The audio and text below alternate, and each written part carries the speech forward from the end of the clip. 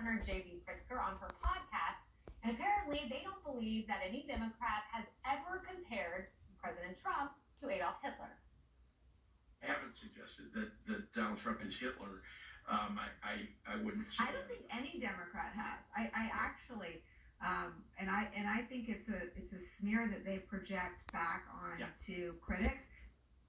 Well, let's just say the archives disagree. Roll the tape. Hitler in the White House right now. Incredibly dangerous that Donald Trump would invoke Adolf Hitler. That's Hitler's language. Reenacting the Madison Square Garden rally in 1939.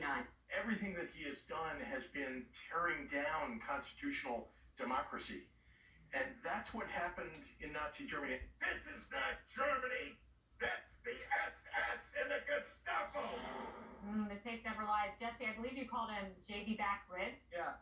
Well, this would be like if Trump said, I never suggested the Democrats stole the election. It's just so obvious. Nicole Wallace has leveled this charge. Guests on her show week after week have leveled this charge. This is so dumb. We just did a segment on the fact that Democrats should be talking about healthcare, the economy, education, and they still go with Hitler. It's the dumbest thing I've ever seen, but you know what? I don't care. I'm going to do the opposite, Greg.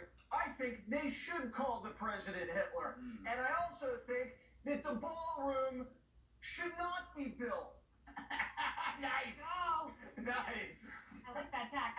You know, David, there's maybe, okay, the gratuitous interpretation of this is he's not lying. It's just become so much a part of the vernacular of the left that they don't even realize they say it, which is a scary proposition. Right, so they said they didn't call him Hitler, they called him a fascist, called federal agents under him the Gestapo, called ISIS secret police, called him a totalitarian, called his events Nazi rallies, but they didn't say Hitler, but then we saw that they did call him Hitler. Just last week, a Democratic candidate for a major House seat in California literally said Trump was Hitler because Hitler also liked building ballrooms. Oh, yeah, so we bring it full circle.